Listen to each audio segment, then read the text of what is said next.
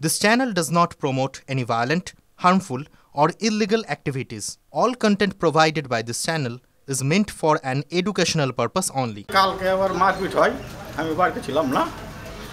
হ্যাঁ, এর মধ্যে রাত্রেবেলায় কমপ্লেন করতে আমি আসছিলাম। তো তৃণমূলের মেম্বার যে সারিফুল, ওর বোন আমার স্ত্রী, তো আমাকে বলে না করতে হবে না, থানাটা করতে হবে না, দেখি নিজের মধ্যে এগুলো ফেল মেরে নেবো। দিয়ে রাত্রেবেলা এরকম হলো, রাত্রে ওরা 10:30 15-11টার সময় 3-4 ওর বাড়ির ফ্যামিলি নিয়ে মিটিং করে বলে কি যে না একে মারতে হবে, মেরে একে যে করতে পারবো সেখানে মাথায় মারবি না, তারপরে যেখানে মারতে হয় সেখানে মেরে ওকে লাড্ডু সাড্ডু করে মারে, এখান থেকে হাঁকাতে হবে, এখানে রাখা যাবে না।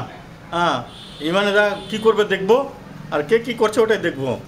হ্যাঁ, এরকমভাবে ভাষা যে সকালে 6:30টার সময় বিছানা থেকে উঠে আমি চাটা খেয়ে আমি দোকানে আসি, দোকানের সামনে এসে আমার স্ত্রীও পিছিয়ে পিছিয়ে আসলো, একে দেখেই মানে ওই লাঠি টাঠি নিয়ে বিছানা থেকে উঠে এসে সব মারতে শুরু করে।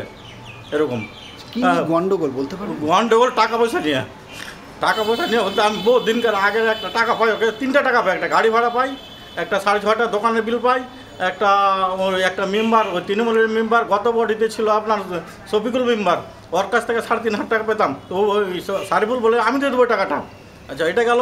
একবার চাকরি দিব বলে আমার হ্যান্ডিক্যাপ ছেলে, তাকে চাকরি দেবো বলে 25,000 টাকা নিয়েছে। কে নিয়েছে ওটা? ওই সারিফুল নিয়েছে টাকাটা, চাকরি দেবো বলে সে 25,000 টাকাটাও নিয়েছে। নিয়ে এখন বলছে না টাকা পয়সা দেবো না। এখন আমার ছেলের কাছে ও 6,000 টাকা না 7,000 টাকা পাবে, ওই টাকাটা নেওয়ার জন্য এখন জবরদস্ত মারপিট, তোকে দিতে হবে, আমি টাকা দেবো না, এই নিয়ে মারপিট। কি কি নিয়ে মেরেছে? লাঠি, তারপরে হাঁসা, তারওয়াল নিয়ে এসছিলো। লাঠির বাড়ি বেশি মেরেছে, তারওয়াল নিয়ে এসছিলো তাও হাতে। আপনার মেয়েদের দেখতে পাবেন, ছবি আছে হাতে দেওয়া, ছবি টবি সবই করা আছে, ছবি দেখতে পাবেন। হ্যাঁ, কজন আহত হয়েছে? ওরা আহত হয়েছে আমার 4 জন। আমার মেয়ে হয়েছে, আমার বৌমা হয়েছে, আমার স্ত্রী হয়েছে, একটা ছেলে হয়েছে। তাদেরকে কোথায় ভর্তি করা হয়েছে? এখন ইয়াতে পেটেছিলাম, মহিশাল পেটেছিলাম, মহিশাল থেকে রেফার করে দিয়েছে জঙ্গিপুরে ভর্তি আছে এখন। থানায় কি অভিযোগ জানা? হ্যাঁ, থানায় অভিযোগ হয়েছে, থানায় অভিযোগ বড়বাবুকে বলা হয়েছে। বড়বাবু বললো যে ঠিক আছে, আমরা দেখছি, অভিযোগ দেখছি, আমরা বড়বাবু আশ্বাস দিয়েছে, আমরা তদন্ত করে দেখছি, যথেষ্ট আমরা মানে আশ্বাস দিচ্ছি, আমরা ঠিকঠাক এটা করবো। কী চাইছেন আপনি? আমি তো চাইছি যে বাড়িতে ঢুকতে পারছি না, এখন ঘোরাঘুরি করছে ওরা বাড়িতে, আমি গেলে আমাকেও মারবে এখন, এরকম।